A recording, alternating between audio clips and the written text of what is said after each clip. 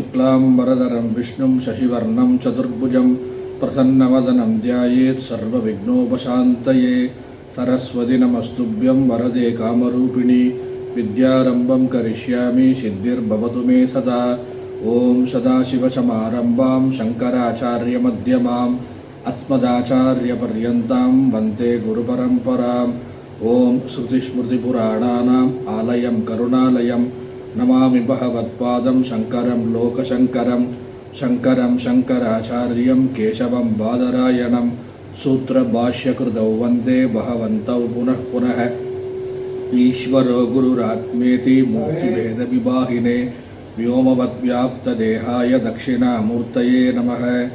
ओं नारायणं पद्मभुवं वसिष्ठं शक्तिं च तत्पुत्रपराशरं च व्यासं शुकं गौडपदं महान्तं गोविन्दयोगीन्द्रमतास्य शिष्यं श्रीशङ्कराचार्यमतास्य पद्मपादं च हस्तामलकं च शिष्यं तन्तोटकं वार्तिककारमन्यान् अस्मद्गुरून् सन्ततमानतोऽस्मि। ॐ या देवी स्तूयते नित्यं विबुधैर्वेदपारगैः सा मे वसतु जिह्वाह्रे ब्रह्मरूपा सरस्वती। निधये सर्वविद्यानां विषजे भवरोगिणां गुरवे सर्वलोकानां दक्षिणामूर्तये नमः।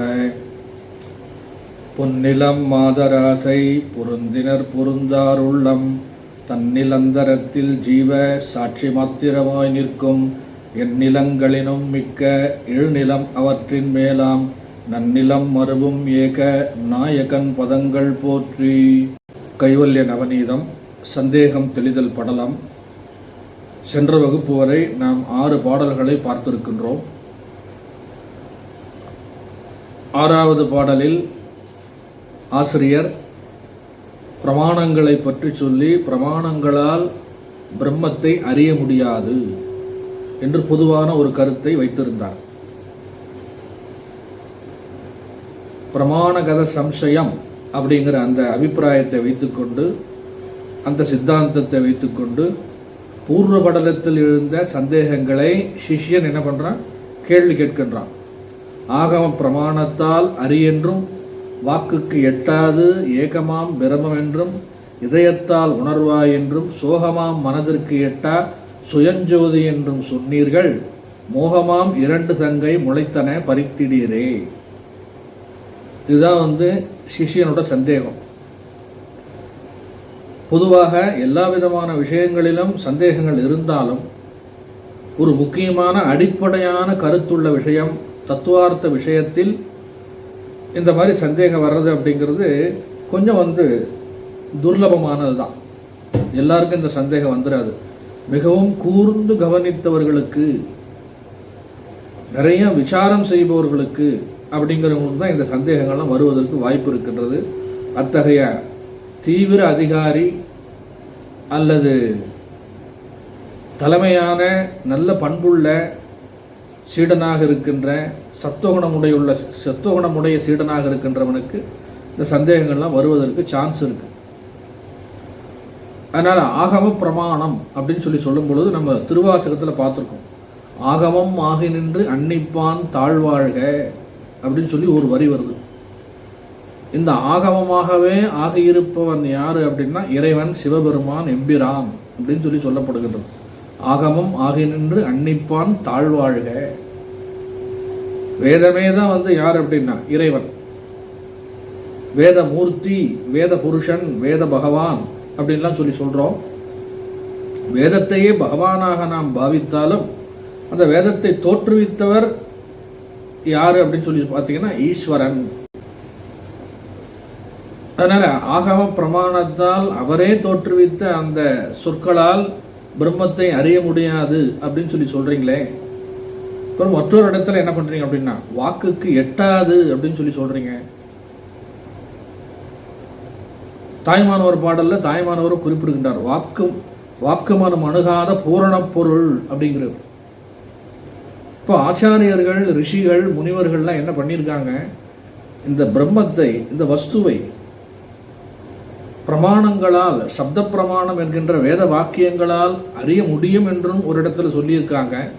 ஒரு இடத்துல அறிய முடியாது என்றும் சொல்லியிருக்கின்றார்கள். அப்போ உண்மையிலேயே பிரம்மம் வேத வாக்கியங்களால் புரிந்து கொள்ள முடியாததா, விளங்கி கொள்ள முடியாததா? அப்புறம் ஏன் தத்துவமசி மகா வாக்கியத்துக்கெல்லாம் விளக்கம் சொல்லணும்? லட்சியார்த்தம் வாட்சியார்த்தம்லாம் சொல்லியிருக்காங்களே.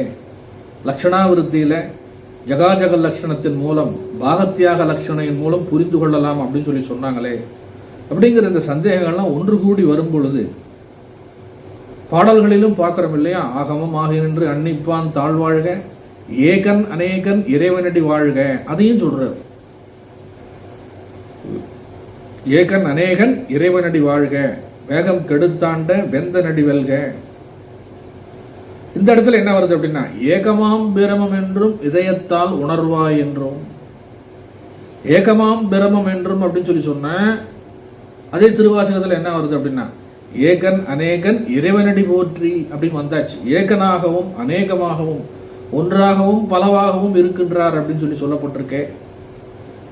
இதெல்லாம் ஓவராலா நம்ம ரொம்ப ஆராய்ச்சி பண்ணி பார்க்கும் பொழுது என்ன சந்தேகம் வருது அப்படின்னா, எதுதான் நமக்கு புரிந்து கொள்ள வேண்டிய விஷயமாக இருக்கும் அப்படிங்கிற சந்தேகம் இயற்கையே வந்துடும். அப்போ இதயத்தால் உணர்வா என்றும் சோகமா மனதிற்கு எட்டா சுயஞ்சோதி என்றும் சொன்னீர்கள். மனதிற்கு விளங்கும் நிதித்தியாசனம், சிரவணம், மனனம் இத்தியாதி விஷயங்களை செய்யும் பொழுது நம்ம நிஷ்டையில் இருக்கும்போது அது விளங்கக்கூடியதுதான். பிறகு மறுபடியும் இந்த மனது என்ன பண்ணுது அப்படின்னா, ஸ்திரமில்லாத மனதாக இருக்கிறது. அதை வச்சு நம்ம எப்படி இது விளக்கம் காண்பது? இதெல்லாம் என்னது அப்படின்னா முரண்பாடுகள். அதற்குத்தான் இந்த சிஷ்யன் என்ன பண்றான், இந்த 6வது பாடல்ல பிரமாணகத சந்தேகத்தில் முதல் இந்த சந்தேகமாக இந்த சந்தேகங்கள்லாம் சொல்லப்பட்டது.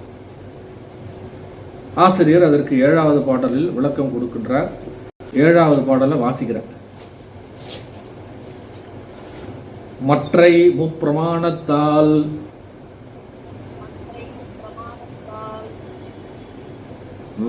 மற்றை முப்பிரமாணத்தால் வந்து நிர்ணயம் கூடாதே, உற்றதோர் விடயம் பூதம் உபயம் அன்று ஆதலாலே.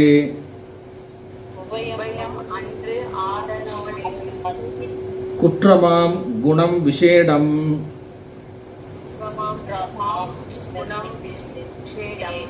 கூடாமல் இருக்கையாலே இற்றது வாக்குக்கு எட்டாது என்பதும் அறிவாய் நீயே.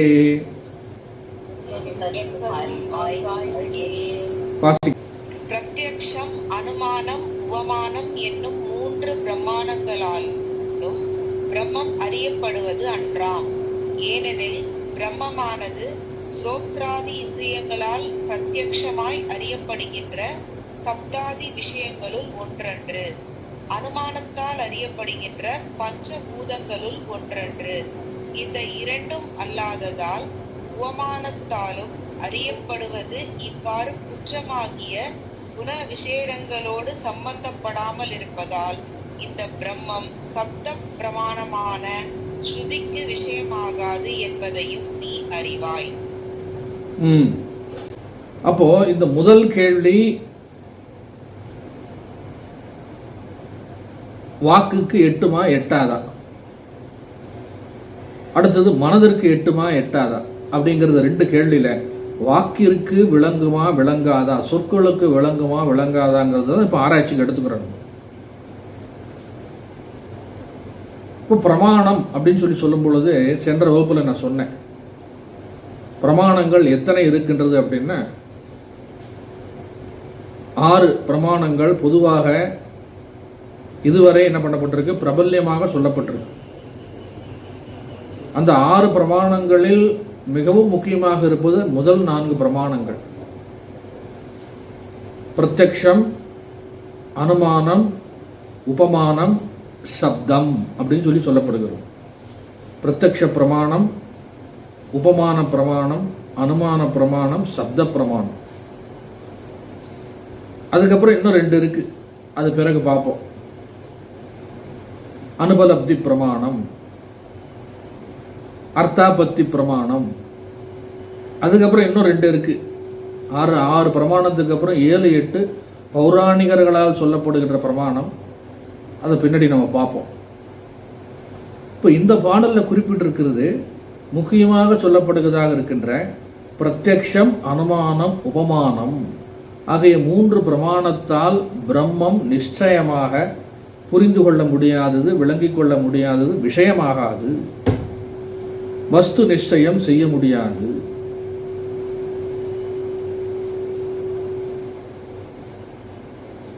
அப்புறம் அதிலே என்ன இருக்கு அப்படின்னா, பிரத்யக்ஷ பிரமாணம் அப்படிங்கிறதுனால உற்றதோர் விஷயம் அன்று, பூதம் அன்று, உபயம் அன்று அப்படிங்கிற 3 வார்த்தைக்கு அந்த அன்றுங்கிறது என்ன பண்ணிக்கணும், சப்ளை பண்ணிக்கணும்.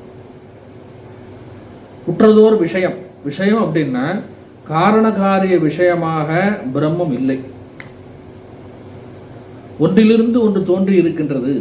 இப்போ நம்ம கண்ணால பார்க்குற உலகம் எந்த விஷயமாக இருந்தாலும் நம்ம இந்த பஞ்சேந்திரியங்கள் மூலம் மெய்வாய், கண், மூக்கு, செவி அப்படின்னு சொல்லும் பொழுது இந்த உலகத்தில் இருக்கின்ற எல்லா விஷயங்களும் என்னது அப்படின்னா தோற்றத்திற்கு வந்திருக்கிறது, ஒரு காலத்தில் அழியக்கூடியது.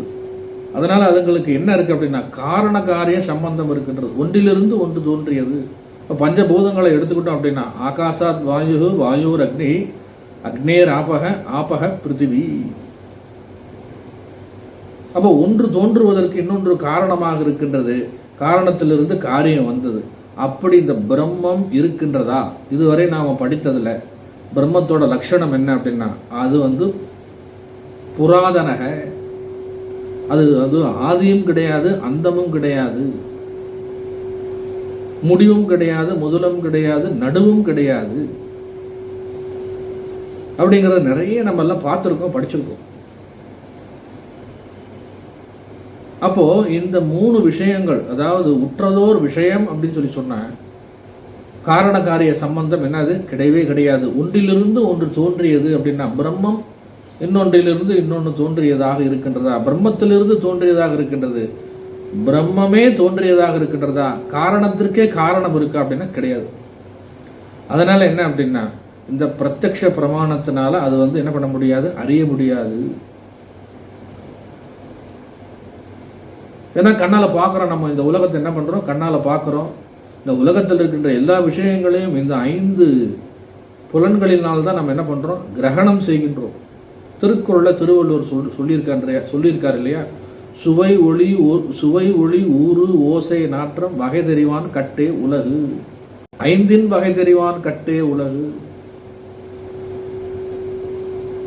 இந்த 5 விஷயத்தினால என்ன பண்ணிடலாம், இந்த உலகத்தை நம்ம முழுவதுமா ஆராய்ச்சி பண்ணிடலாம். ஆனா இதற்கு அப்பாற்பட்டதாக, ஆராய்ச்சிக்கு உட்படுத்த முடியாததாக, விளங்கிக் கொள்ள முடியாததாக என்ன இருக்கு அப்படின்னா பிரம்மம் இருக்கின்றது. பிரத்யக்ஷ பிரமாணத்துக்கு உட்படவில்லை, கண்ணால பார்க்க முடியல. அதனால்தான் உற்றதோர் விஷயம் அப்படின்னு போட்டாச்சு. உற்றதோர் விஷயம் அன்று, அகைன் பூதம் அன்று.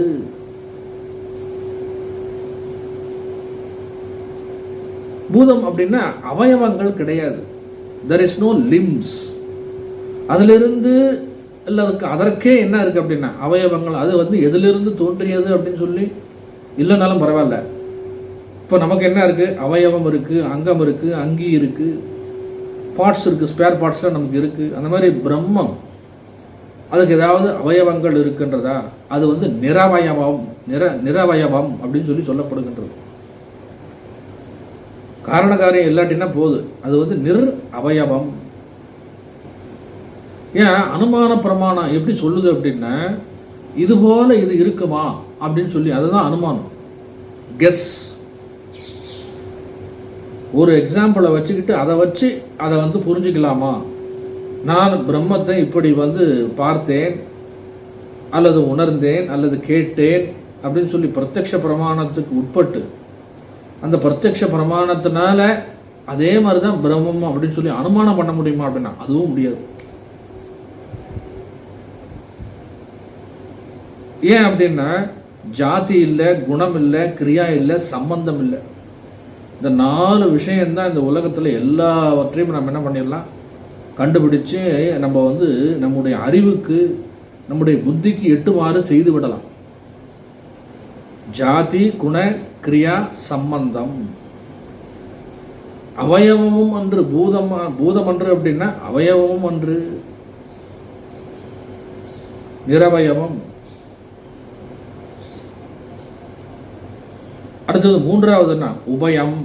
உபயம் அப்படின்னா மேற்சொன்ன ரெண்டுமே இல்லாம மூன்றாவதாக சொல்லப்படுகின்றது. மூன்றாவது பிரமாணம் அப்படின்னா உபமான பிரமாணம். பிரம்மத்தை போன்று மற்றொரு விஷயம் வஸ்து இருக்கின்றது, பிரம்மத்திற்கு அந்நியமாக வேறு பொருள் இல்லை.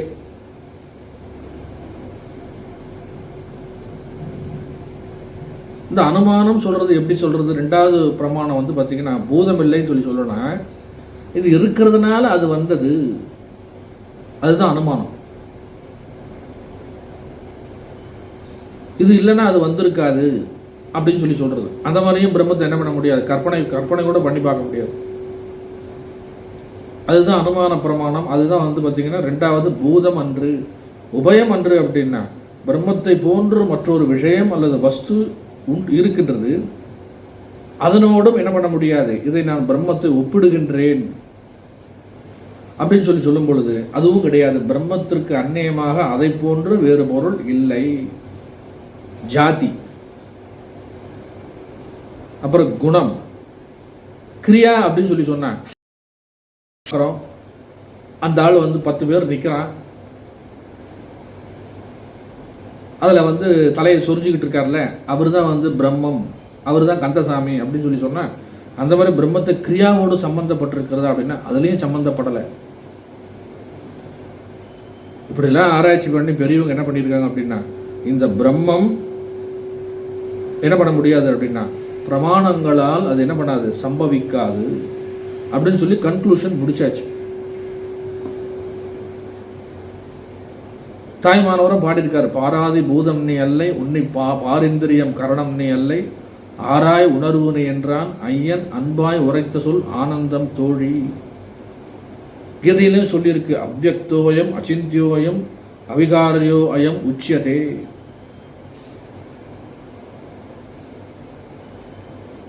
அப்போ நம்ம வந்து இப்ப டீப்பா புரிஞ்சுக்கணும் அப்படின்னா முதல்ல இந்த பிரம்மத்தை எப்படி அறிந்து கொள்ளுதல் விளங்கி கொள்ளுதல் அப்படின்னு சொல்லி சொல்லும் பொழுது இந்த பிரமாணங்களை நம்ம வந்து கொஞ்சம் விசாரம் பண்ணி பார்த்தா தான் நமக்கு என்ன புரியும் அப்படின்னா, ஓஹோ இந்த மாதிரிலாம் வந்து விஷயங்கள் இருக்கு அப்படின்னு புரியும். Means of knowledge, school of thoughts, means of knowledge, school of thoughts, பலவிதமான சித்தாந்தங்களை உடைய பிரிவினர்கள், மதவாதிகள் அப்படின்னு சொல்லி பலவிதமாக இந்த வார்த்தைகள் எல்லாம் நான் சொல்றேன். அப்போ வந்து நம்ம ஆராய்ச்சி பண்ணி பார்க்கும்போது தான் என்ன ஆகுது அப்படின்னா, இதுல வந்து நமக்கு இந்த பிரமாணங்களுக்குள்ள போய் பார்த்தாதான் இந்த பாடலே என்ன ஆகுது ஓரளவுக்கு புரியும். ஆனால் இந்த நூலாசிரியர் நியாய சாஸ்திரத்தை அடிப்படையாக அல்லது தர்க்க சாஸ்திரத்தை அடிப்படையாக அனுசரித்து 4 பிரமாணங்களை சொல்லுகின்றார். பிரத்யக்ஷம், அனுமானம், உபமானம் அல்லது ஓமானம், சப்தம் என பிரமாணம் 4 என கூறினார். ஏன்னா இந்த பாடல்லே வந்துருச்சு என்ன அப்படின்னா, ஆகம பிரமாணத்தால் அறி என்றும் அப்படின்னு சொல்லும் பொழுதே அதுல என்ன வந்துருச்சுன்னா சப்த பிரமாணம் வந்தாச்சு. அப்ப சப்த பிரமாணம், பிரத்யக்ஷ பிரமாணம், அனுமான பிரமாணம், உபமான பிரமாணம் 4மே வந்துருச்சு. இந்த 4 பிரமாணத்தை யார் சொல்றாரு அப்படின்னா, அத்வைத சம்பிரதாயத்தை தழுவி இந்த நூலை எழுதியவராக இருக்கின்ற கைவல்ய நவநீத ஆசிரியர் தாண்டவராய சுவாமிகள் எதை அடிப்படையாக வைத்து சொல்றார் அப்படின்னா, சூத்திரக்காரர் வியாசர், பாஷ்யக்காரர் சங்கரர், இவங்க 2 பேரும் சொன்னதை வச்சு என்ன பண்றாங்க அப்படின்னா இந்த 4 பிரமாணங்கள் இருக்கின்றது. இந்த 4 பிரமாணங்களாலும் இந்த பிரம்ம வஸ்து என்ன பண்ண முடியாது, விளங்கி கொள்ள முடியாது அப்படிங்கிறது சொல்றார். அதுக்கப்புறம் பின் வந்த வேதாந்த ஆசிரியர்கள் பட்டர் அப்படின்னு சொல்லி இருக்காங்க. பட்டர் அது மதத்தை அனுசரித்து பின்னாடி வந்த வேதாந்த ஆசிரியர்கள் பாட்ட மதம் அப்படின்னு சொல்லி ஒரு மதம் இருக்கு. இதுல வந்து என்ன அப்படின்னா பல்வேறு விதமான சித்தாந்தங்களை உடையவர்கள், பல்வேறு விதமான மதவாதிகள் என்று அந்த காலத்தில் சொல்லப்பட்டது. Different school of thoughts or different school of philosophy அப்படின்றத நம்ம ஆங்கிலத்தில் சொல்றோம். அப்புறம் சூத்திரக்காரர் வியாசர், பாஷ்யக்காரர் சங்கரருக்கு பின்னாடி வந்த வேதாந்த ஆசிரியர்கள் நிறைய பேர் இருக்காங்க. அதில் கொஞ்சம் கொஞ்சம் மாற்றம் செய்து பட்டர் அப்படின்னு சொல்லி ஒரு மதம் இருக்கு, பட்ட மதம் சொல்லி பேரு. அவர்களை அனுசரித்து பிரமாணம் 6 என்று கூறப்பட்டது. அந்த 4ஓடு இந்த 6, இந்த 2ம் சேர்ந்து தான் என்ன பண்ணப்பட்டது, 6 பிரமாணங்கள் என்று சொல்லப்பட்டது.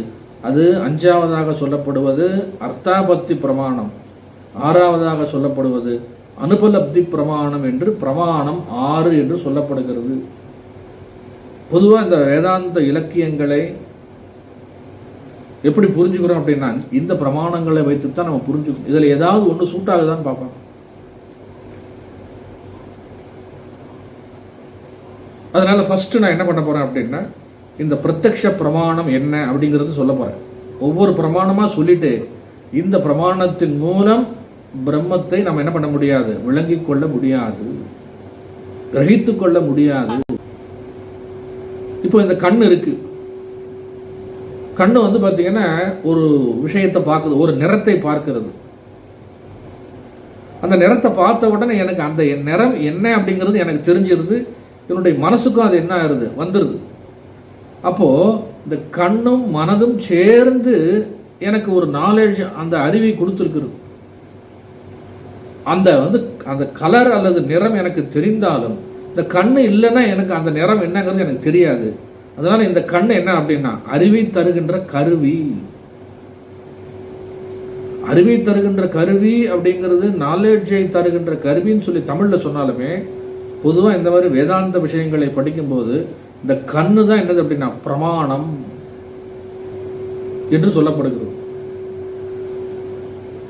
இந்த அறிவு அப்படின்னு சொல்லி சொல்றோம் பார்த்தீங்களா, அதுக்கு பேர் அப்படி என்ன அதுக்கு பேர் அப்படின்னா பிரமா அப்படின்னு சொல்லி பேரு.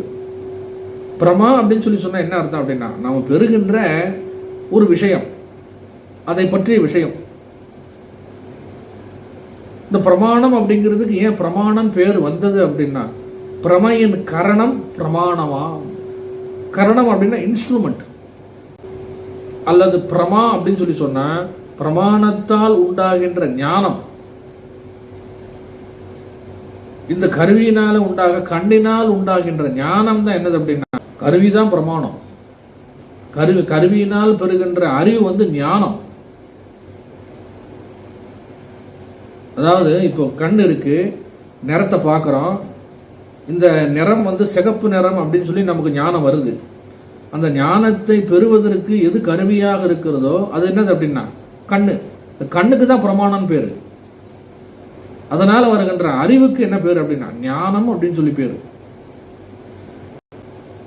அறிவை தருகின்ற கருவி என்னது அப்படின்னா பிரமாணம். கண்ணு வந்து என்ன சொல்லுது அப்படின்னா, பார்த்து அந்த பார்த்தல் என்கின்றதன் மூலம் எனக்கு என்ன ஆகுதுன்னா ஒரு அறிவு வருது. இதுதான் கருப்பு கலர், இதுதான் சிகப்பு கலர் அப்படின்னு சொல்லி தெரியுது இல்லையா, அது அறிவு தானே, ஞானம் தானே. அது எதை கொடுக்கறது அப்படின்னா இந்த கண்ணு தான் கொடுக்கறது. காது வந்து காதுனால பார்க்க முடியுமா, நம்ம கண்ணுனால வந்து கேட்க முடியுமா, மூக்குனால வந்து பேச முடியுமானா முடியாது. அந்தந்த உறுப்புகள் அந்தந்த விஷயத்தை மட்டும்தான் செய்யுது. அதனால ஒவ்வொரு கருவியும் என்னது அப்படின்னா பிரமாணம் என்று சொல்லப்படுகிறது. எல்லா விதமான பொருள்கள், எல்லா விதமான விஷயங்களை பற்றியும் தெரிந்து கொள்வது ஞானம் அப்படின்னு சொல்லலாம், தப்பவே கிடையாது. ஞானம் அப்படிங்கிறது ஒரு உயர்ந்த வார்த்தை தான். அறிவுங்கிறது தமிழ்ல இருக்கு, ஞானம் அப்படிங்கிறது என்ன அப்படின்னா சம்ஸ்கிருத வார்த்தை. அதனால ஞானம் என்பது இந்த ஆன்மீக விஷயத்துக்கு தான் வந்து அந்த ஞானம் அப்படிங்கிற ஒரு அந்த வார்த்தையை பயன்படுத்தணும் அப்படிங்கிறதுலாம் கட்டாயம்லாம் கிடையாது. ஒரு ஆளை பார்த்து அவனை பார்த்து என்ன சொல்றோம் அப்படின்னா ஞான சூன்யம் அப்படின்னு சொல்லி திட்டுறோம். அப்படின்னா என்ன அர்த்தம்? ஒரு ஆளை பார்த்து ஞான சூன்யம் அப்படின்னு சொல்லி திட்டுனா என்ன அர்த்தம் சொல்லுங்க பாப்போம். அறிவு அறிவு கெட்டவனேன்னு அர்த்தம். தமிழ்ல திட்டினா நமக்கு என்ன கோபம் வரும்?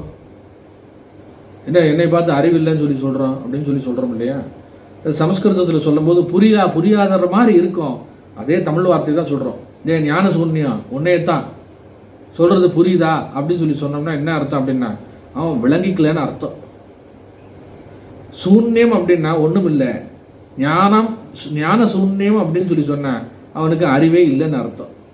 அது அப்படியே தமிழ்ல சொன்னோம் அப்படின்னா அறிவில்லாதவன் அர்த்தம். அதனால பிரமாணம் என்பது என்ன அப்படின்னா அறிவை தரும் கருவி, அறிவை தருகின்ற ஒரு பொருள். அந்த பொருள் என்னதுன்னா கண்ணு, மூக்கு, காது, வாய், தோல், இதெல்லாமே என்னது அப்படின்னா பிரமாணங்கள். இப்போ இதே ஒரு விஷயம் இந்த புக்கு இருக்கு, கைவல்ய நவநீத புக்கு இருக்கு. இந்த புக்குனால நமக்கு என்ன வருது அப்படின்னா படிக்கிறோம், படிச்சதுனால நமக்கு ஒரு அறிவு வந்தது. அப்புறம் இதுவும் என்ன ஆயிருது அப்படின்னா பிரமாணம் ஆயிருது. விஷயத்துக்கு வருவோம். இப்போ ஃபர்ஸ்ட் எடுத்தவொடனே என்ன சொல்லப்படுகிறதுனா பிரத்யக்ஷ பிரமாணம். இந்த பாடல்ல முதல்ல சொல்லும் போது பாடலுடைய வரி என்ன சொல்லுது அப்படின்னா மற்றை முப்பிரமாணத்தால் வஸ்து நிர்ணயம் கூடாதே. சப்த பிரமாணம் ஆகம பிரமாணத்தால் அறி அப்படின்னு சொல்லியாச்சு.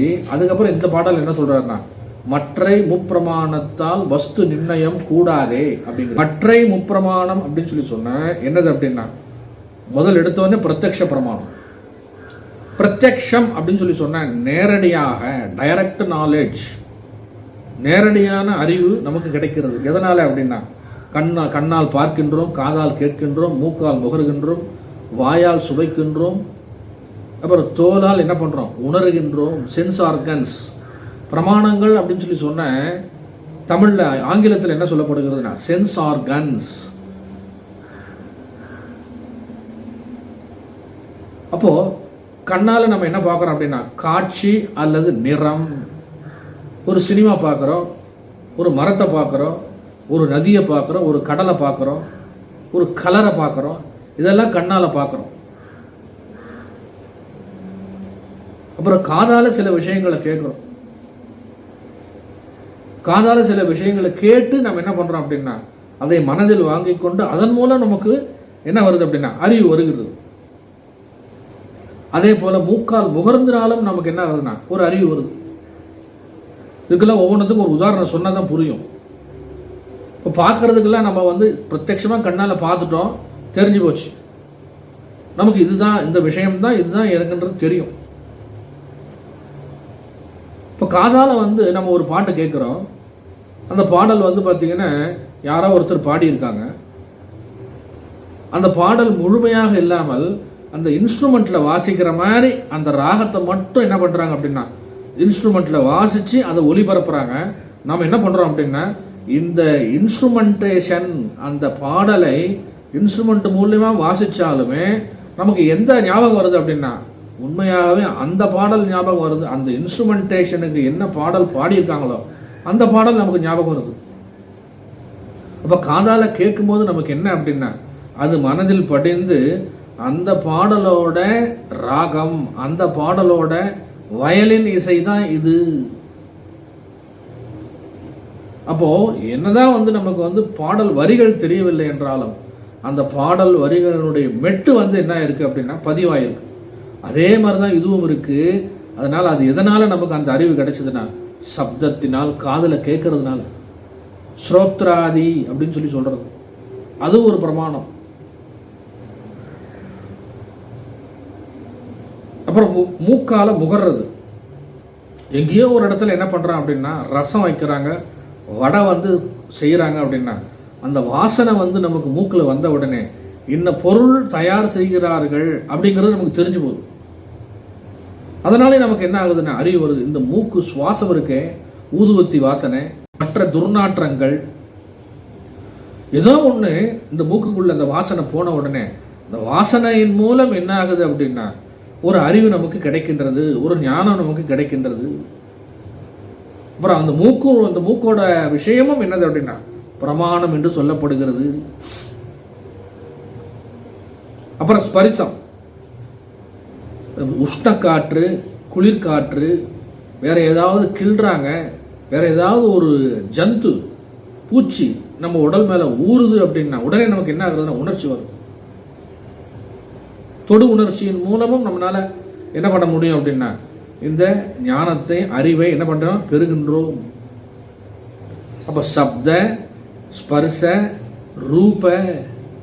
ரூபனா கண்ணால பார்க்கறது, ஸ்பர்சம்னா தோல், சப்தம்னா காது. சப்த ஸ்பர்ச ரூப ரச. சப்தம்னா காது, ஸ்பர்சம்னா தோல், சப்த ஸ்பர்ச ரச ரூப. அப்புறம் ரசம் அப்படின்றது நாக்கு, டேஸ்ட். நாக்குனாலேயுமே நம்ம என்ன பண்றோம் அப்படின்னா அந்த டேஸ்ட்டை வச்சு நமக்கு என்ன பண்றோம், ஒரு விஷயத்தை அறிவாக ஒரு ஒரு ஒரு விஷயத்தை நம்ம என்ன பண்றோம், தெரிந்து கொள்கின்றோம். சப்த ஸ்பர்ச ரூப ரச கந்தம். கந்தம் வந்து மூக்குக்கு, ரசம் வந்து நாக்குக்கு, டேஸ்ட். இது அஞ்சும் சேர்ந்து தான் என்ன சொல்லப்படுகிறதுனா பிரத்யக்ஷ பிரமாணம் அப்படின்னு சொல்லப்படுகிறது. நல்லா ஞாபகம் வச்சுக்கணும். இந்த 5 விஷயங்களும் சேர்ந்து இந்த உலகத்துல நம்ம என்னென்னலாம் தெரிஞ்சுக்கிறோமோ அதே போல இந்த 5 பிரமாணங்களாலும் நம்ம என்ன பண்ண முடியாது அப்படின்னா பிரம்மத்தை விளங்கிக் கொள்ள முடியாது. இந்த 5க்கும் சேர்ந்து என்ன சொல்லப்படுகிறதுனா பிரத்யக்ஷ பிரமாணம். இந்த உலகத்தை பற்றிய விஷயங்கள் அனைத்தையும் இந்த 5னால என்ன பண்ணிடலாம், நம்ம தெரிஞ்சுக்கலாம்.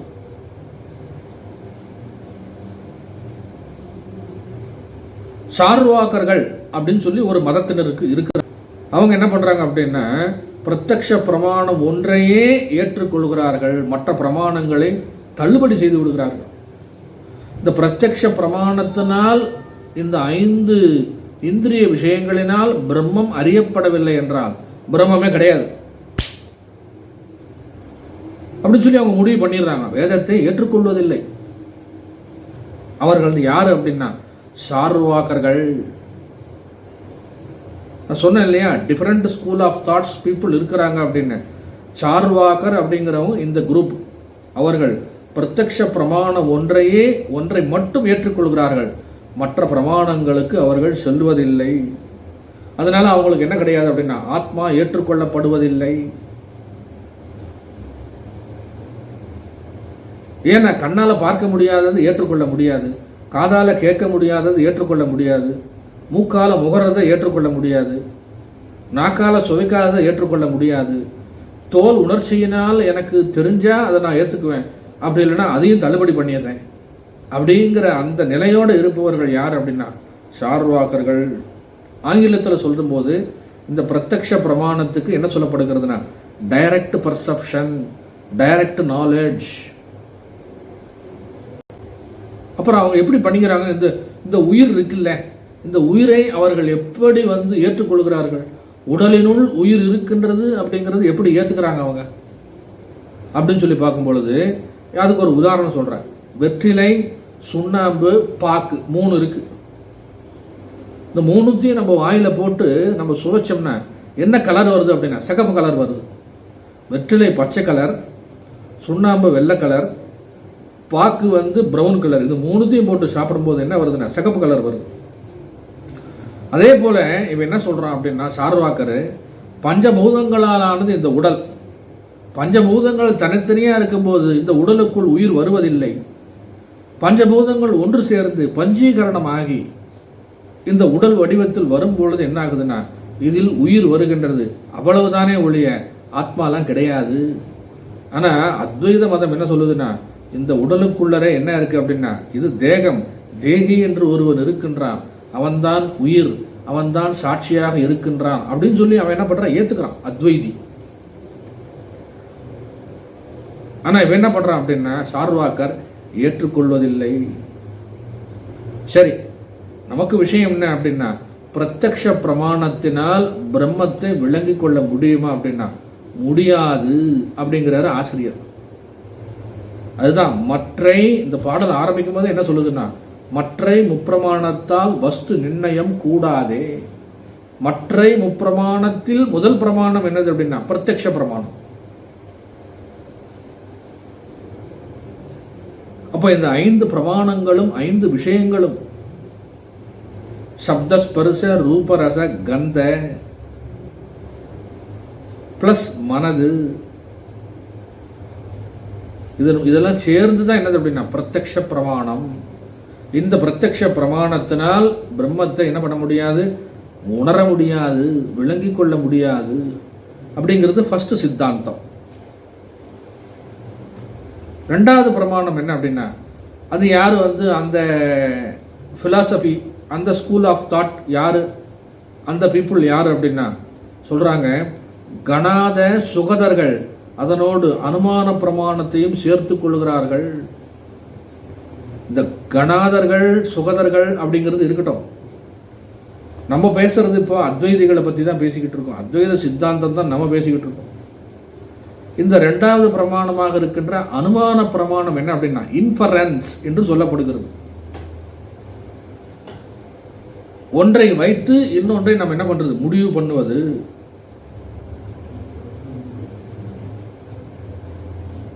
ஏற்கனவே பார்த்து கேட்டு உணர்ந்ததுனால் நமக்கு அந்த அனுபவம் இருக்கு.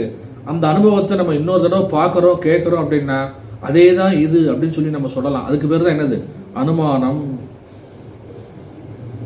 ஏற்கனவே உள்ள அனுபவத்தை வைத்து தெரிந்து அந்த தெரிந்து வைத்துக் கொண்ட அறிவின் மூலம் அனுமானம் செய்து இதுதான் அது, இதனால் அது என்னாச்சு வந்தது அப்படிங்கிறத தெரிஞ்சுக்கிறது. அனுமானம் பிரமாணம். Inference knowledge, knowledge through inference or knowledge by inference. முதல்ல பார்த்தது பிரத்யக்ஷ பிரமாணம்,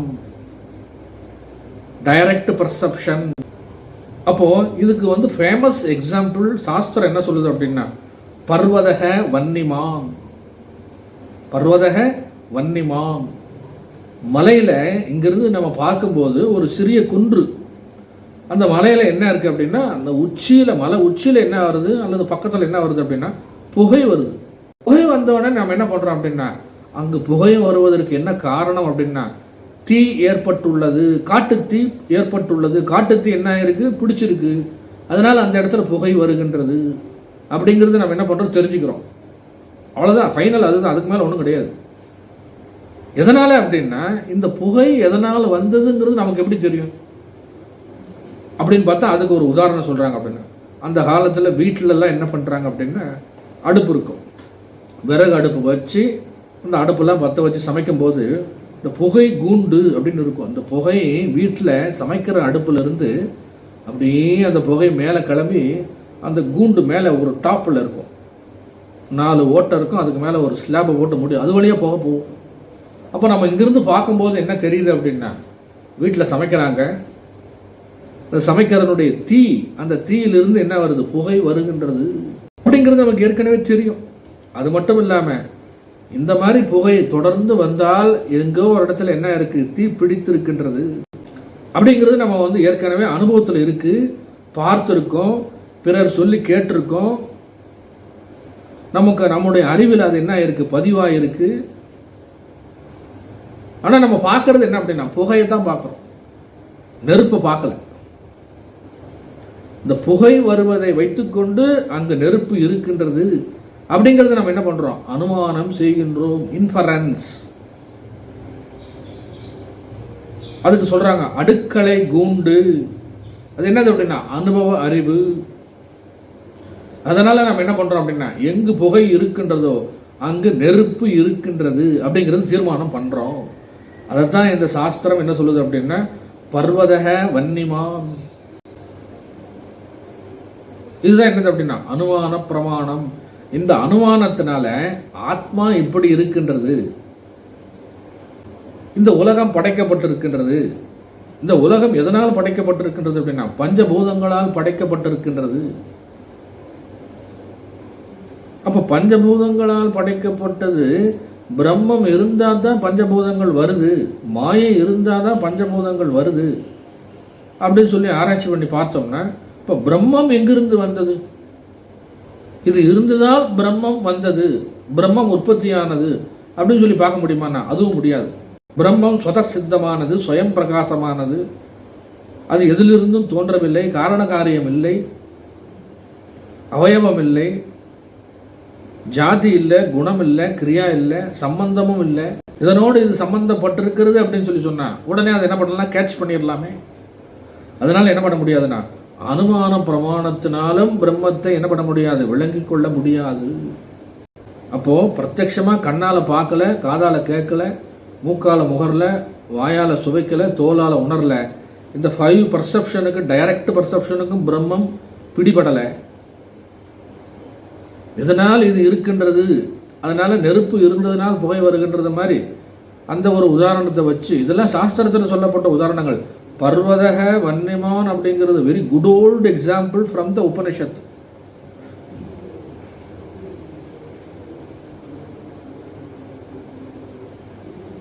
அதுதான் 2வது பிரமாணமாக சொல்லப்படுகிறது. இந்த பிரமாணத்தினாலும் பிரம்மத்தை என்ன பண்ண முடியாது, விளங்கிக் கொள்ள முடியாது. அடுத்தது 3வது பிரமாணம் என்ன சொல்லப்படுகிறதுனா, உபமான பிரமாணம் அல்லது ஓமான பிரமாணம், நோயிங் பை எக்ஸாம்பிள். ஒரு உதாரணத்தை வைத்து அது போலவே இது இருக்கின்றது என்று சொல்லி அதுதான் பிரம்மம் என்று சொல்ல முடியுமானா அதுவும் சொல்ல முடியாது. இதுக்கும் உதாரணம் சொல்றாங்க. இப்போ ஒரு குதிரையை பார்த்திருக்கான் ஒருத்தன்.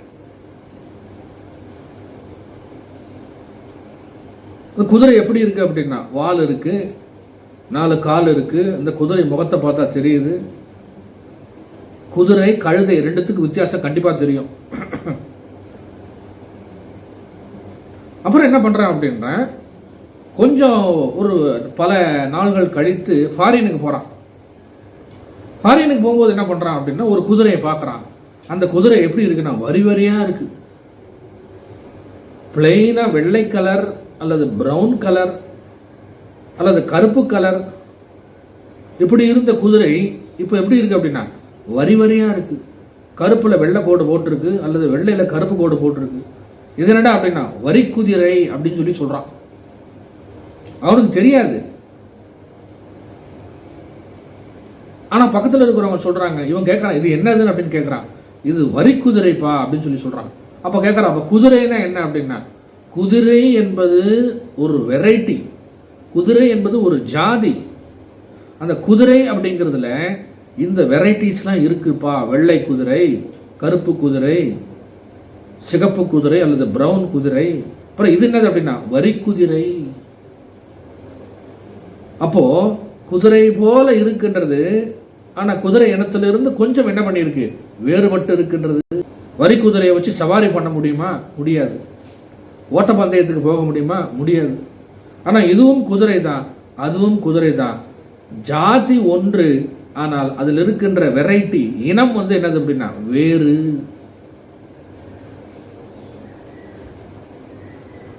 இப்படி மரத்துல மாமரத்துல எத்தனை வெரைட்டி இருக்கு, ஒரே பேர் தான், மாமரம் தான் பேரு. ஆனா உள்ளுக்குள்ள என்ன இருக்குன்னா வெரைட்டிஸ் ஆஃப் டைப்ஸ்.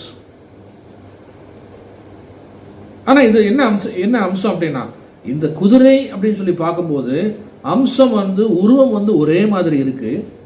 4 கால் இருக்கு, வால் இருக்கு, அந்த உருவத்தோட நீட்டம் அப்படி இருக்கு, குதிரை மாதிரியே இருக்கு. ஆனா வேறு. ஒரு எக்ஸாம்பிளை வச்சு இது குதிரை தான், ஆனால் இது கொஞ்சம் வேறுபட்டு இருக்கு. இதுக்கு பேர் என்ன, வரி குதிரை.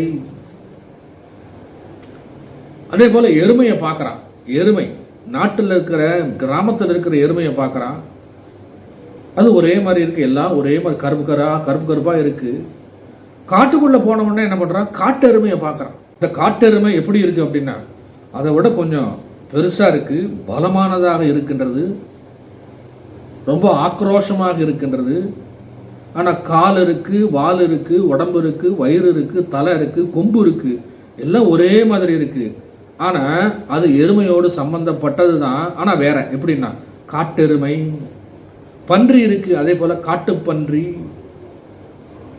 அதனால ஒன்றை நாம் கேள்விப்பட்டிருக்கிறோம், அந்த கேள்விப்பட்டதை வைத்து இப்பொழுது பார்த்த விஷயத்தை நாம் என்ன பண்றோம் அப்படின்னா அனுமானம் செய்கின்றோம். ஓமை,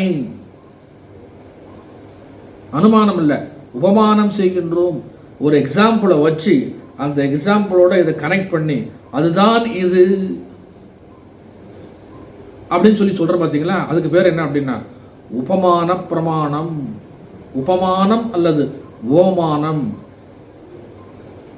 A object known by an example ஒரு உதாரணத்தின் மூலம் ஒரு பொருளை பற்றிய அறிவை நாம் பெறுவது. இந்த மூன்றாவதாக இருக்கின்ற அல்லது இரண்டாவதாக இருக்கின்ற இந்த ஓமான பிரமாணம், மூன்றாவது தான் சொல்றோம், மூன்றாவதாக இருக்கின்ற உபமான பிரமாணம் அல்லது உபமான பிரமாணத்தை யார் ஏற்றுக்கொள்கின்றார் அப்படின்னு சொல்லி சொன்னா, நியாயசாஸ்திர கர்த்தாவாகிய கௌதமர் என்ன பண்றாரு, ஓமானத்தையும் ஏற்றுக்கொண்டு பிரத்யக்ஷ பிரமாணத்தையும் ஏற்றுக்கொள்கின்றார். அனுமானத்தை ஏத்துக்கல, பிரத்யக்ஷம் பிளஸ் என்னது அப்படின்னா ஓமானம். இந்த ரெண்டு பிரமாணத்தை ஏத்துக்கிறவர் ஒரு குரூப். அதுக்கு மேல அவங்க என்ன பண்றது இல்ல, போறது இல்ல. இந்த ரெண்டு பிரமாணத்திற்கு உட்பட்டு இருந்தா பிரம்மம் அறியப்பட்டது என்று சொல்லுவார்கள், இல்லைன்னா என்ன பண்ண மாட்டாங்க, அறியப்படவில்லை என்று சொல்வார்கள். அதாவது ஒரு எக்ஸாம்பிள் ஓமையை வைத்துக்கொண்டு நம்ம என்ன பண்றது, ஒரு விஷயத்தை பற்றி ஒரு பொருளை பற்றிய நம்ம அறிவை பெறுதல். சரி, அடுத்தது இந்த மூன்று பிரமாணங்களால் பிரம்மத்தை அறிந்து கொள்ள முடியாதுன்னு சொல்றது யாரு அப்படின்னா இந்த அத்வைதி. இப்போ இந்த பாடல்ல என்ன சொல்லப்பட்டிருக்கு, பிரத்யக்ஷ அனுமான ஓமான பிரமாணங்களால் அறிந்து கொள்ள முடியாதுங்கிறது நம்ம சப்ஜெக்ட். இப்போ பிரம்மத்தை மற்ற முப்பிரமாணத்தால் வஸ்து நிர்ணயம் கூடாதே. இந்த பாட்டுக்கு நீங்க விளக்கம் படிச்சீங்களா, அந்த விளக்கத்தை படிங்க பார்ப்போம். பிரத்யக்ஷம் அனுமானம் உவமானம் என்னும் மூன்று பிரமாணங்களாலும் பிரம்மம் அறியப்படுவது அன்றாம். ஏனெனில் பிரம்மமானது ஸ்ரோத்ராதி இந்திரியங்களால் பிரத்யட்சமாய் அறியப்படுகின்ற சப்தாதி விஷயங்களுள் ஒன்றன்று, அனுமானத்தால் அறியப்படுகின்ற பஞ்சபூதங்களுள் ஒன்றன்று. இந்த இரண்டும் அல்லாததால் உவமானத்தாலும் அறியப்படுவது இவ்வாறு குற்றமாகிய குண விஷயங்களோடு சம்பந்தப்படாமல் இருப்பதால் இந்த பிரம்மம் சப்த பிரமாணமான ஸ்ருதிக்கு விஷயமாகாது என்பதை நீ அறிவாய். அப்போ மூன்று பிரமாணங்களை பற்றியும் இந்த பாடல் விளக்கத்திலே வந்துருச்சு. பிரத்யக்ஷ பிரமாணம், அனுமான பிரமாணம், ஓமான பிரமாணம். ஏன் அப்படிங்கிறதுக்கு அதில் விளக்கமும் வந்துருச்சு. அப்போ நமக்கு பிரமாணம்னா என்னன்னு தெரிஞ்சிருக்கணும், இந்த பிரமாணத்தோட வகைகள் என்னன்னு தெரிஞ்சிருக்கணும். அந்த வகைகளில் எது பாடலாசிரியர் சொல்லியிருக்காரு, பிரத்யக்ஷ அனுமான உபமான பிரமாணத்தினால் அறியப்படுவதன்று. அடுத்தது என்னன்னா இன்னொரு பிரமாணம் இருக்கு. இப்போ சப்ஜெக்ட் விட்டு இந்த பாடலில் சொல்லப்படாத விஷயத்தையும் நான் என்ன பண்ண போறேன், சேர்த்து சொல்றேன். மொத்தம் நம்ம 6 பிரமாணங்களை நான் சொன்னேன், அதுல 3 மட்டும் தான் பார்த்துருக்கோம். நம்ம என்னென்ன, பிரத்யக்ஷ அனுமான ஓமான பிரமாணம் தான் பார்த்துருக்கோம். இன்னும் 3 பிரமாணங்களை பார்க்க வேண்டியிருக்கு. இப்போ சப்த பிரமாணம் அப்படின்னு 4வது ஒன்று இருக்கு. ஏன்னா ஆசிரியர் இங்க என்ன பண்ணியிருக்காருன்னா ஆகம பிரமாணத்தால் அறி அப்படின்னு சொல்லியிருக்காரு. அது என்ன, இந்த சப்த பிரமாணம் தான். இதை யார் சேர்த்துக்கிறாங்க, இந்த சப்த பிரமாணத்தை ஒத்துக்கொள்கிறவர்கள் யார் அப்படின்னா நையாயிகர்கள் அப்படின்னு சொல்லி ஒரு குரூப் இருக்காங்க, நியாய மதத்தை சார்ந்தவர்கள்.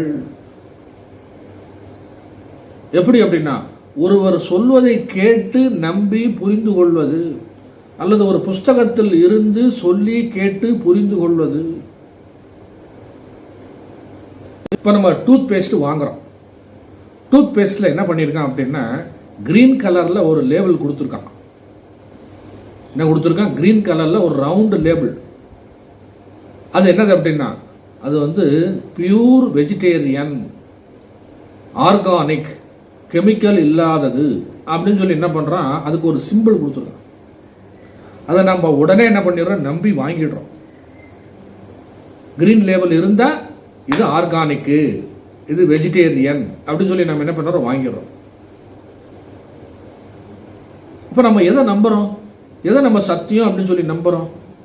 என்ன அப்படின்னா அதில் போட்டிருக்கிற சிம்பிள், அதில் போட்டிருக்கிற வாக்கியம். ஒருத்தர் சொல்றத அதில் பிரிண்ட் பண்ணியிருக்கான், இது இதை தவிர வேறு எதுவும் இதில் எதுவும் இல்லை அப்படின்னு சொன்ன உடனே அதை அப்படியே நம்ம நம்பி என்ன பண்றோம், ஏற்றுக்கொள்ளும் வார்த்தைகள் தான்.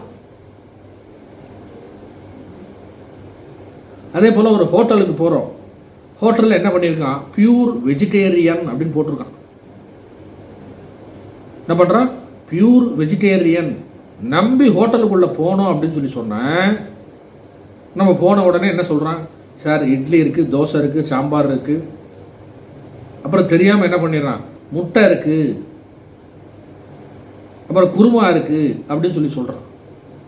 அப்புறம் நம்ம என்ன சொல்றோம், பியூர் வெஜிடேரியன் சொல்லி போட்டிருக்கீங்களே, முட்டைலாம் வச்சிருக்கீங்க, குருமா வந்து ஒரு மாதிரி நல்ல வாசனை வருது அப்படின்னா சரி சார் அதெல்லாம் வெஜிடேரியன் தானே சார் அப்படிங்கிறான். முட்டை வெஜிடேரியனா நான் வெஜிடேரியனா அப்படிங்கிறது நமக்கு சந்தேகமா இருக்கு இப்போ. ஆனாலுமே நம்ம என்ன பண்றோம், நம்பி உள்ள போய் என்ன பண்ணிடுறோம், வெஜிடேரியன் அப்படின்னு சொல்லி நம்பி தான் போய் சாப்பிடுறோம். Only that is a sentence. அதை நம்ம என்ன பண்றோம் அப்படின்னா அதுக்கு முக்கியத்துவம் கொடுக்குறோம். It is a word, it is a mere word, only word.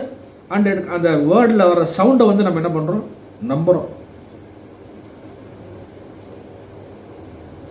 அப்புறம் சொர்க்கம் நரகம் அப்படிங்கிற வார்த்தையெல்லாம் கேள்விப்பட்டிருக்கோம். சொர்க்கத்தை யாரும் பார்த்ததும் இல்லை, நரகத்தை யாரும் பார்த்ததில்லை. ஆனா நீ இந்த மாதிரி தவறு செஞ்சால் நரகத்திற்கு போவாய், நீ புண்ணியம் செய்தால் சொர்க்கத்திற்கு போவாய் அப்படின்னு சொல்லி பெரியவங்களாம் சொல்லி வச்சிருக்காங்க. அதை நம்ம அப்படியே ஏத்துக்கிறோம். அப்ப எது பிரமாணம் அப்படின்னா, சொல்லே பிரமாணமாக இருக்கின்றது. தாய் தந்தையர்கள் சொல்வதை குழந்தைகள் அப்படியே நம்பி ஏற்றுக்கொள்கிறது. அப்ப எது பிரமாணம் அப்படின்னா, தாய் தந்தையர்களுடைய வார்த்தை தான் பிரமாணம், அதுதான் சத்தியம். அப்ப பிரத்யக்ஷ பிரமாணம், அனுமான பிரமாணம், ஓமான பிரமாணத்துக்கு அப்புறம் நான்காவதாக வருவது, அல்லது இந்த பிரத்யக்ஷ பிரமாணத்துக்கு அப்புறமோ அல்லது அனுமான பிரமாணத்துக்கு அப்புறமோ ஓமான பிரமாணத்துக்கு முன்னாடி நம்ம என்ன பண்ணிடலாம், சப்த பிரமாணத்தை சேர்த்துக்கலாம். ஏன்னா பிரத்யக்ஷம் என்பது கண்ணால பார்ப்பது, அனுமானம் என்பதை ஏற்கனவே நம்ம பார்த்துருக்கோம், எக்ஸாம்பிள் தெரியும், அதை வச்சு நம்ம இதுதான் அப்படிங்கிறது என்ன பண்றது, இன்ஃபரன்ஸ். ஏற்கனவே பிரத்யக்ஷமா பார்த்ததை வச்சுதான் நம்ம என்ன பண்றோம், இப்போ இதை வந்து அது கரெக்டு தான், அதே மாதிரி தான் இது இருக்கு, அதனால தான் இது வந்தது அப்படிங்கிறத முடிவு பண்றோம். ஸோ பிரத்யக்ஷத்திற்கும் அனுமானத்திற்கும் நெருங்கிய தொடர்பு இருக்கின்றது. பிரத்யக்ஷமா இருக்கிறத தான் நம்ம என்ன பண்றோம், அனுமானத்தில் நம்ம முடிவு பண்றோம். அப்ப அதே மாதிரி தான் என்னது சப்த பிரமாணமும். ஒருத்தர் சொல்றாரு, ஏத்துக்கிறோம். ஒரு இடத்துல பிரிண்ட் ஆயிருக்கு, அதை படிச்சு பார்த்து அது உண்மைன்னு ஏத்துக்கிறோம். இதெல்லாம் என்னது அப்படின்னா சப்த பிரமாணம். சப்தம் அப்படின்னு சொல்லி சொன்னா இட் இஸ் எல் வேர்டு. வார்த்தைகளை நம்ம என்ன பண்றோம், நம்புகின்றோம், ஏற்றுக்கொள்கின்றோம். அதுல வந்து நம்ம வந்து நம்பிக்கையை குறைக்கிற மாதிரி நடந்துக்கிறது இல்லை. வாக்கியம் அப்படின்னு சொல்லி பேரு. அதுல ரெண்டு பிரிக்கிறாங்க. எப்படின்னா வைதிக வாக்கியம், லௌகிக வாக்கியம்.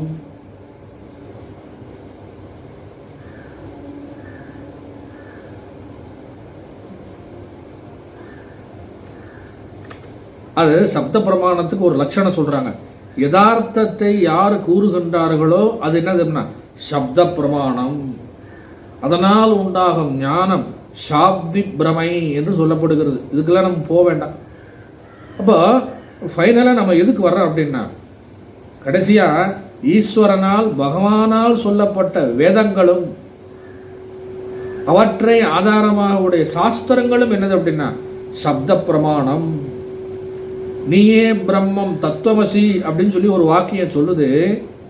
அந்த வாக்கியத்தை நம்ம அப்படியே ஏற்றுக்கொள்கின்றோம். குரு வாக்கியம், சாஸ்திர வாக்கியத்தை ஏற்றுக்கிட்டு நம்ம என்ன பண்றோம் அப்படின்னா, நான் பிரம்மம் என்று நாம் நம்புகிறோம், ஸ்ரத்தையோடு நம்புகிறோம், பக்தியோடு நம்புகிறோம், ஏற்றுக்கொள்கின்றோம். நிதித்தியாசனம்லாம் பண்றோம், சிரவணம் பண்றோம், மனனம் பண்றோம், தியானம் பண்றோம். அப்புறம் அது என்னது அப்படின்னா அந்த வார்த்தை தான் பிரமாணம், சப்த பிரமாணம். அதிலே ரெண்டு இருக்கு வார்த்தைகள்ல. ஒன்று லௌகிக வாக்கியம், இன்னொன்று வைதிக வாக்கியம். இப்போ நான் வந்து இந்த டூத் பேஸ்ட்டு, அப்புறம் வந்து பியூர் வெஜிடேரியன், இந்த கிரீன் லேபிள், அப்புறம் யாராவது சொன்னால் நம்புறோம், சொர்க்க நரகத்தை பற்றி சொல்கிறோம். இதெல்லாம் என்னது அப்படின்னா லௌகிக வாக்கியம். வைதிக வாக்கியம் அப்படின்னு சொல்லி சொல்லும் பொழுது என்ன அப்படின்னா சாஸ்திரம், வேதம் அனைத்தும் என்னது அப்படின்னா வைதிக வாக்கியங்கள். நேரடியாக பிரம்மத்தை சொற்களால் சாஸ்திரம் என்ன பண்றது அப்படின்னா விளங்க வைக்க முற்படுகிறது. ஆனால் இங்க வந்து ஆசிரியர் என்ன சொல்றாருன்னா ஆகம பிரமாணத்தால் அறின்னு சொல்லி சொல்றாரு. பிறகு என்ன பண்றாருன்னா அடுத்த லைனை என்ன சொன்னாரு, சென்ற பாடலுக்கு முன் பாடல்ல ஆகம பிரமாணத்தால் அறி என்றும் வாக்குக்கு எட்டாது என்றும் அப்படின்னு சொல்லி சொல்றாரு. ரெண்டுத்தையும் ஒரே நேரத்தில் சொல்லிடுறாரு.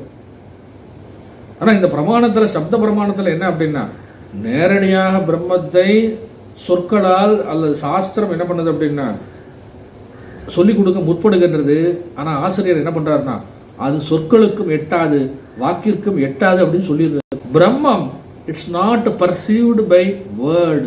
ராமகிருஷ்ண பரமஹம்சர் என்ன சொல்றாரு, பிரம்மம் வார்த்தைகளால் விளங்க வைக்க முடியாது, வார்த்தைகளால் விளக்க முடியாது, அது சொற்களுக்கு அப்பாற்பட்டது. அதைத்தான் என்ன சொல்றாரு, பிரம்மம் ஒன்று இந்த உலகத்தில் எச்சில் படாதது அப்படிங்கிறார். we cannot touch by a word. for what அப்படின்னா பிரம்மம். we can't define the பிரம்மம். அந்த பிரம்மம் அப்படிங்கிற வார்த்தைக்கு டெஃபினேஷன் தர முடியாது நம்மளால. எதனாலன்னா வார்த்தைகளினால். அந்த வார்த்தை டெஃபினேஷன் தர முடியாத அந்த பிரம்மத்துக்கு தான் என்ன பண்றாங்க அப்படின்னா பல்வேறு விதமான கிரந்தங்கள், சாஸ்திர விஷயங்கள், வேதம் முதல் கொண்டு அனைத்தும் விளக்க முற்படுகிறது. அப்ப சப்த பிரமாணத்தினாலும் என்ன பண்ண முடியாதுன்னா பிரம்மத்தை அறிய முடியாது. நாலாவது பிரமாணம்.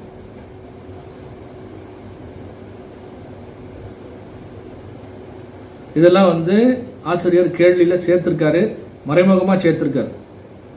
மற்ற முப்பிரமாணங்களால் அறிய முடியாது, வஸ்து நிர்ணயம் கூடாதே அப்படின்னு சொல்லி போட்டிருக்காரு இல்லையா. சப்த பிரமாணம் அதுல வந்தாச்சு. அடுத்தது ஐந்தாவது பிரமாணம் என்ன சொல்லப்படுகிறதுனா அர்த்தாபத்தி பிரமாணம். பிரத்யக்ஷம், அனுமானம், ஓமானம், சப்தம், அர்த்தாபத்தி. அர்த்தாபத்தி பிரமாணம் அப்படின்னா இது இல்லாமல் இது இல்லை, இது இப்படி நடப்பதற்கு இது கண்டிப்பாக தேவை, இதுதான் காரணம். இந்த அர்த்தாபத்தி பிரமாணத்திற்கும் அப்புறம் அனுமான பிரமாணத்துக்கும் என்ன இருக்கு அப்படின்னா கொஞ்சம் ஸ்லைட்டா டிஃபரன்ஸ் இருக்கு. வேற இந்த அர்த்தாபத்தி பிரமாணம் அனுமான பிரமாணத்திலே வந்ததுனால ஆசிரியர் என்ன பண்றாருன்னா அர்த்தாபத்தி பிரமாணத்தை கொண்டு வரல.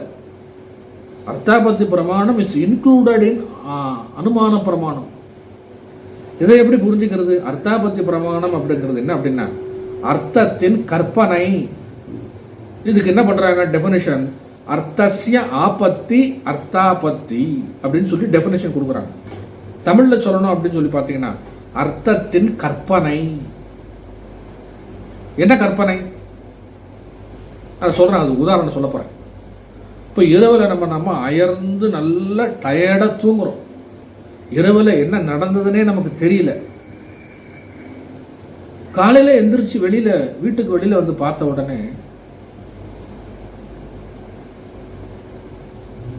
வீட்டுல வெளியில அந்த காலத்துல நான் சொல்றேன், காலையில பெண்கள் எந்திரிச்சு என்ன பண்ணுவாங்க, தண்ணீர் தெளிப்பாங்க, வாசல் தெளிச்சு கோலம் போடுவாங்க. அந்த மாதிரி யாராவது தெளிச்சிருக்காங்களா, வாசல் தெளிச்சிருக்காங்களான்னு சொல்லி பார்த்தோம்னா தன்னுடைய வீட்டு வாசல்ல மட்டும் வாசல் தெளிக்கல, எல்லா இடத்துலயும் தண்ணீர் தெளித்த மாதிரி இருக்கு.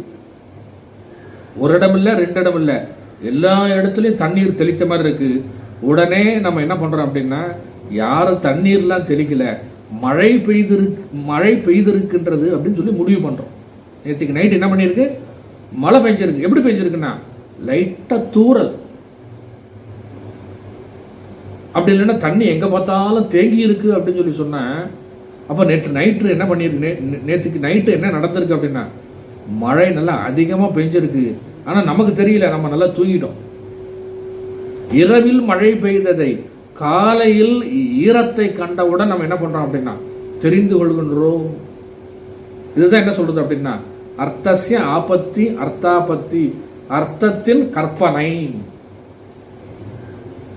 உண்மைதான், அது நடந்துதான் இருக்கு.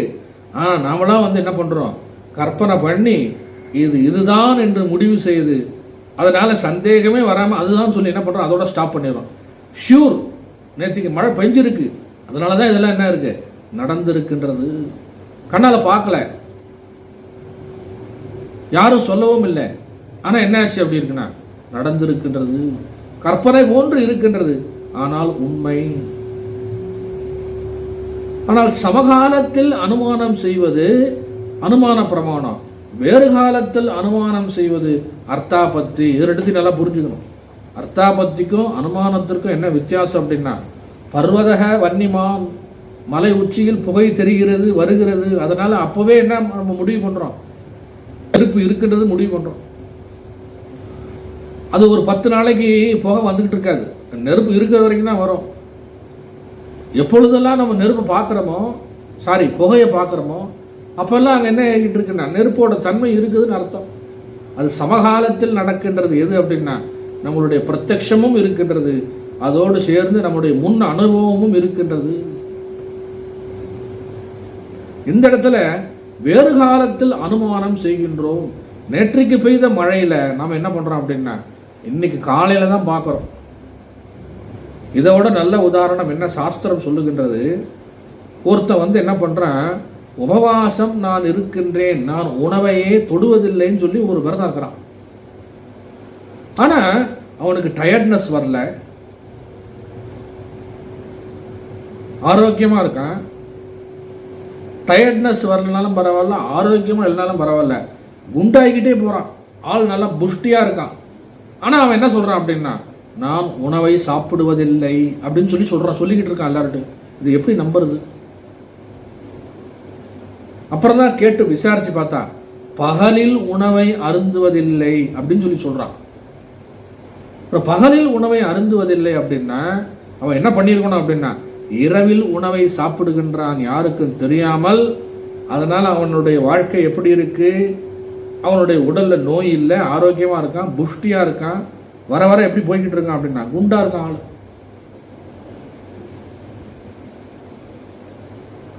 அப்போ இரவு உணவு சாப்பிட்டு விட்டு பகலில் உணவு உண்ணாமல் இருக்கின்றவன் பருமனாகின்றான். பருமன் குறையவில்லை, ஆரோக்கியமாகவும் இருக்கா. அதனால நம்ம என்ன பண்றோம் அப்படின்னா, உணவில்லாமல் ஒருவனால் உயிர் வாழ முடியாது. ஆனா பகலில் உண்ணவில்லை என்றால் இரவில் உணவை உண்ணுகின்றான். அதனால என்னது அப்படின்னா, இது இருந்தால் தான் இது நடக்கும், இது இல்லாமல் இது நடக்காது, இது கண்டிப்பாக இது நடந்திருக்க வேண்டும். அதனால்தான் அவன் உயிரோடு இருக்கின்றான், ஆரோக்கியமாக இருக்கின்றான், பருமனாக இருக்கின்றான். அப்ப கண்டிப்பா என்ன பண்ணிருக்கான், அவன் உணவை சாப்பிட்டு இருக்கின்றான். எப்பொழுது அப்படின்னா நம்ம பார்க்காத போது.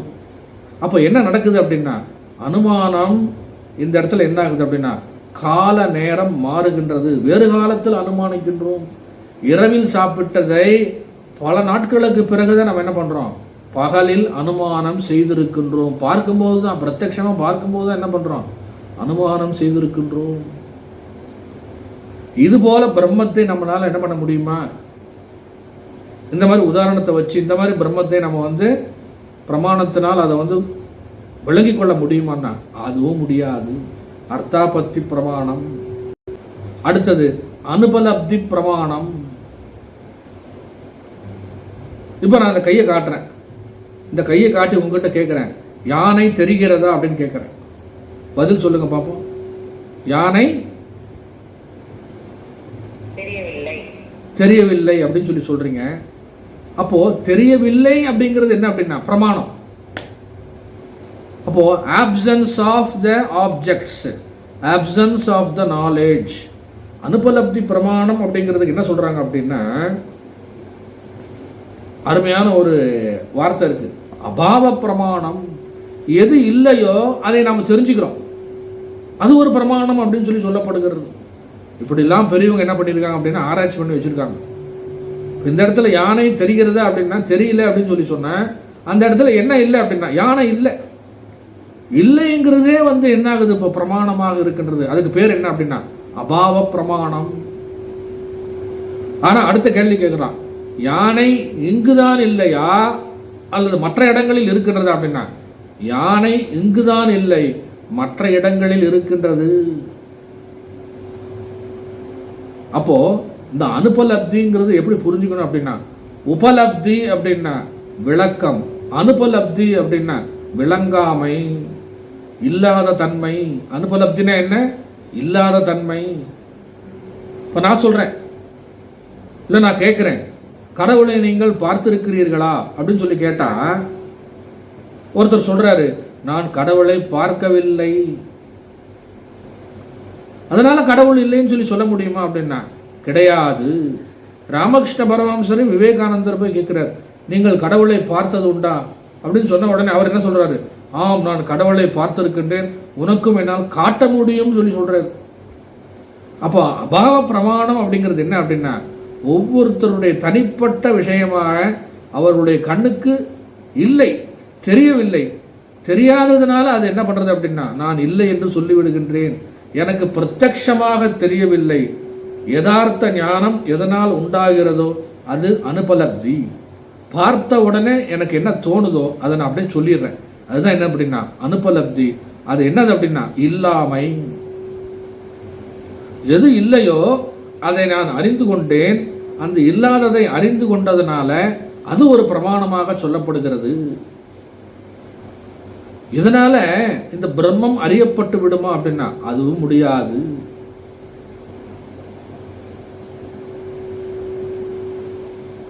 எனக்கு பிரத்யட்சமா தெரியல, அதனால நான் இல்லைன்னு சொல்லிட்டேன், அவ்வளவுதான். அதனால இந்த அனுபலப்தி பிரமாணம் அப்படிங்கிறதுக்கு என்ன சொல்றாங்க விளக்கம் அப்படின்னா, அபாவத்தின் யதார்த்த ஞானம் எதனால் உண்டாகிறதோ அது அனுபலப்தி. இல்லவே இல்லை அப்படின்னு கிடையாது, இல்லை அவ்வளவுதான். இல்லை என்பது எனக்கு என்ன ஆச்சு, தெரிஞ்சு போச்சு, அது என்னுடைய யதார்த்த ஞானம், கிளீனா தெரியுது, கண்ணால பார்க்கிறேன், அதனால எனக்கு ஒரு ஞானம் உண்டானது, அதனால எனக்கு ஒரு பிரமாணம் கிடைச்சது, அதனால எனக்கு ஒரு அறிவு கிடைச்சது. அதுதான் என்னது அப்படின்னா அனுபலப்தி பிரமாணம். இந்த 6 விதமான பிரமாணங்களையும் ஏற்றுக்கொண்டவர்கள் யாரு அப்படின்னா அத்வைதிகள். இப்ப நம்ம அந்த அத்வைத சம்பிரதாயத்தை தான் படிச்சுக்கிட்டு இருக்கோம். பிரத்யக்ஷம், அனுமானம், ஓமானம், அப்புறம் சப்தம், அனுபலப்தி, அர்த்தாபத்தி, இந்த 6 பிரமாணங்களையும் ஏற்றுக்கொண்டவர்கள் அத்வைதிகள். ஆனா இந்த 6 பிரமாணங்கள்ல அனுபலப்தியும் அப்புறம் அர்த்தாபத்தியும் என்னாச்சு அப்படின்னா இந்த 4 பிரமாணங்களுக்குள்ளவே வந்துருதுன்னு சொல்றாங்க. அதனால ஆசிரியர் என்ன சொல்றாரு, இந்த 4 பிரமாணத்தை தான் சொல்லியிருக்காரு. பூர்வ மீமாம்சையின் ஏகதேசியாகிய பட்டரது சிஷ்யராகிய பிரபாகரர் அப்படிங்கிறடைய மதம் பிரபாகர மதம்னு பேரு. அவற்றோடு என்ன சேர்த்துக்கிறாருன்னா அர்த்தாபத்தி பிரமாணத்தையும், பட்டரும் வேதாந்திகளும் அவற்றோடு அனுபலப்தி பிரமாணத்தையும் அங்கீகரித்திருக்கின்றனர். இதெல்லாம் உங்களுக்கு இன்ஃபர்மேஷன். யாராரு என்னென்ன பிரமாணங்களை எல்லாம் சேர்த்துக் கொள்கிறார்கள், என்னென்ன பிரமாணங்களை எல்லாம் வேண்டாம் என்று ஒதுக்கி விடுகிறார்கள் அப்படிங்கிறதுக்கு ஒரு விவரம். அப்ப பிரத்யக்ஷ பிரமாணம், அனுமான பிரமாணம், ஓமான பிரமாணம், சப்த பிரமாணம், அர்த்தாபத்தி பிரமாணம், அனுபலப்தி பிரமாணம், 6 பிரமாணங்களை நம்ம என்ன பண்ணியிருக்கோம், விளக்கம் பார்த்திருக்கோம். இதற்கும் மேல இன்னும் 2 பிரமாணம் இருக்கு. அப்படின்னா சம்பவம், ஐஹிகம் அப்படின்னு 2 பிரமாணங்கள் இருக்கிறது. அவர் பௌராணிகர்கள் தான் என்ன பண்றாங்க, இந்த பிரமாணத்தை ஏற்றுக்கொள்கிறார்கள். இப்ப நம்ம என்ன பண்றோம், பாடலுக்குள்ள போறோம். பாடல் என்ன சொல்லியிருக்கு அப்படின்னா, மற்றை முப்பிரமாணத்தால் நிர்ணயம் கூடாதே அப்படின்னா அந்த ஆகம பிரமாணத்தால் அறி அப்படிங்கிறதுக்கு அப்புறம் தான் இந்த 3 பிரமாணமும் பிரத்யக்ஷ, அனுமான, ஓமானமாகிய 3 பிரமாணங்களால் அறிய முடியாது. எப்படி அறிய முடியாது, ஏன் அறிய முடியாது அப்படின்னு சொல்லி பார்த்தோம்னா, உற்றதோர் விஷயம் அன்று. பிரம்மம் எப்பேற்பட்டதுன்னா காரணகாரிய விஷயமாக இல்லை. அப்புறம் ஜாதி விஷயமாக, ஜாதி என்கின்ற அந்த வெரைட்டி அப்படிங்கிற பிரிக்கிற மாதிரி கிடையாது. அப்புறம் பூதம் அன்று. பூதம் அன்று அப்படின்னா இந்திரிய அகோச்சரம், பஞ்சபூதங்களால் ஆனதல்ல, 2ம் கலந்ததல்ல, பஞ்சீகரணமாக்கப்பட்ட பஞ்சபூதங்களால் ஆனதும் அல்ல, அவயவம் அன்று. இந்த பூதம் அப்படின்னு சொல்லி சொன்ன, பூதம் அப்படின்னு சொன்னா it is a colour, it is a form. இந்த கலரும் கிடையாது, ஃபார்மும் கிடையாது. யாருக்கு, பிரம்மத்துக்கு. அவயவம் அன்று, காரணகாரிய விஷயமில்லை, அவயவம் இல்லை. 3ஆவதாக சொல்லப்படுகின்றது உபயமும் அன்று. உபயம் அன்று 3ஆவதாக சொல்லப்படுகின்ற இந்த உபமான பிரமாணமும் கிடையாது. ஒரு எக்ஸாம்பிளை வச்சு இன்னொன்று நான் என்ன பண்றேன், கன்க்ளூஷன் பண்ண முடியுமா பிரம்மத்தை, என்ன அதுவும் பண்ண முடியாது. பிரம்மத்தை போன்று மற்றொரு விஷயம் இருக்கின்றது, மற்றொரு வஸ்து இருக்கின்றது, அது போலத்தான் பிரம்மமும் அப்படின்னு சொல்லி என்னால் என்ன பண்ண முடியாதுன்னா முடிவு கட்ட முடியாது, எதனோடும் ஒப்பிட முடியாதது. பிரம்மத்திற்கு அந்நியமாக இரண்டாவது பொருள் இல்லை. பிரம்மத்தை போல ஒன்று இருக்கு அப்படின்னா பிரம்மம் அடிபட்டு போகுது. அப்ப அறிய முடியாத பிரம்மத்தை அந்த உதாரணத்தை வச்சு நம்ம என்ன பண்ணிடலாம் அப்படின்னா கன்க்ளூஷன் கொண்டு வந்துடலாம். அப்போ ஓமானமும் கிடையாது, அனுமானமும் கிடையாது, பிரத்யக்ஷமும் கிடையாது. எது அப்படின்னா பிரம்மம் வஸ்து நிரூபணம் ஆவதில்லை. அதனால தான் சொல்றாரு, மற்ற முப்பிரமாணத்தால் வஸ்து நிர்ணயம் கூடாதே. ஏன் அப்படின்னா உற்றதோர் விடயமன்று ஃபர்ஸ்ட், பூதமன்று இரண்டாவது, மூன்றாவது உபயமும் அன்று. ஆதலாலே குற்றமாம் குணவிசேடம் கூடாமல் இருக்கையாலே. இந்த பிரம்மம் ஜாதி குண கிரியா சம்பந்தம் இல்லாததனால் அதனோடு இந்த விஷயங்களெல்லாம் சம்பந்தப்பட்டிருக்கு. எது அப்படின்னா பிரத்யக்ஷ பிரமாணம், அனுமான பிரமாணம், ஓமான பிரமாணம்லாம் எதனோட சம்பந்தப்பட்டிருக்குன்னா ஜாதி குணக்கிரியா சம்பந்தம் இருப்பதனால் அது குற்றமாம் குணவிசேடம் கூடாமல் இருக்கையாலே. பிரம்மம் எப்படி இருக்கு அப்படின்னா இந்த விஷயங்களோடு சம்பந்தப்பட்டு இருப்பதில்லை, இந்த விஷயங்களுக்கெல்லாம் அப்பாற்பட்டிருக்கிறது. பிரம்மமானது இந்த குறைபாடுடைய குண கிரியா ஜாதி இது போல இருக்கின்ற விஷயங்களை சேராமல் இருப்பதனால் பிரம்மமானது என்ன பண்ண முடியாது, அறிய முடியாது, விளங்கிக் கொள்ள முடியாது. அதனால ஃபைனலா என்ன சொல்றாரு அப்படின்னா இற்றது வாக்குக்கு எட்டாது என்பதும் அறிவாய் நீயே. இற்றது அப்படின்னா இப்பேற்பட்ட பிரம்மமானது கடைசியா சப்த பிரமாணத்தையும் கொண்டு வந்துடுறாரு. என்ன அப்படின்னா வாக்குக்கு எட்டாது. It is not defined by words. சொல்லுக்கு விஷயமாகாது, சொல்லால் விளக்க முடியாது. பிரம்மத்தை அந்த வஸ்துவை எப்படி நிர்ணயம் செய்வது, வாக்குக்கு எட்டுமா எட்டாதா அப்படிங்கிறத கன்க்ளூஷன்ல தான் என்ன அப்படின்னா பிரமாணங்களால் வசப்படுத்த முடியாதது, பிரமாணங்களுக்கு எட்டாதது எப்படின்னா இந்த பிரம்மம் ஒன்றே. பொதுவா சொல்றது என்ன, ஸ்ருதிக்கு விஷயமா விஷயமாகாதா, வாக்குக்கு எட்டுமா எட்டாதாங்கிறது தான் கேள்வி. அந்த பாடல்ல 6வது பாடல்ல என்ன சொல்றாப்புல, ஆகம பிரமாணத்தால் அறி என்றும் வாக்குக்கு எட்டாது என்றும், வாக்குக்கு எட்டாது அப்படின்னு சொல்லி சொன்னீங்களே, அதுக்கு மட்டும்தான் இந்த பாட்டு என்ன ஆகுது, இந்த பாட்டு விளக்கமாகுது. இப்போ வாக்குக்கு எட்டாதது எப்படி இருக்கு அப்படின்னா இந்த பிரத்யக்ஷம், அனுமானம், ஓமானம் இதெல்லாம் என்ன அப்படின்னா வாக்கோடு சம்பந்தப்பட்டது தான். இதுக்கே ஒத்து வரல அப்படின்னா வாக்குக்கு எப்படி சம்பந்தப்பட்டிருக்கும்? அதனால வாக்குக்கும் எட்டாது அப்படிங்கிறது பாடலோட விளக்கம். இதனுடைய தொடர்ச்சி இன்னும் கொஞ்சம் இருக்கு, அது அடுத்த வகுப்புல பார்ப்போம். பாடலுக்கு விளக்கம் படிங்க. பிரத்யட்சம், அனுமானம், உவமானம் என்னும் 3 பிரமாணங்களாலும் பிரம்மம் அறியப்படுவது அன்றாம். ஏனெனில் பிரம்மமானது ஸ்ரோத்ராதி இந்திரியங்களால் பிரத்யட்சமாய் அறியப்படுகின்ற சப்தாதி விஷயங்களுள் ஒன்றன்று, அனுமானத்தால் அறியப்படுகின்ற பஞ்சபூதங்களுள் ஒன்றன்று.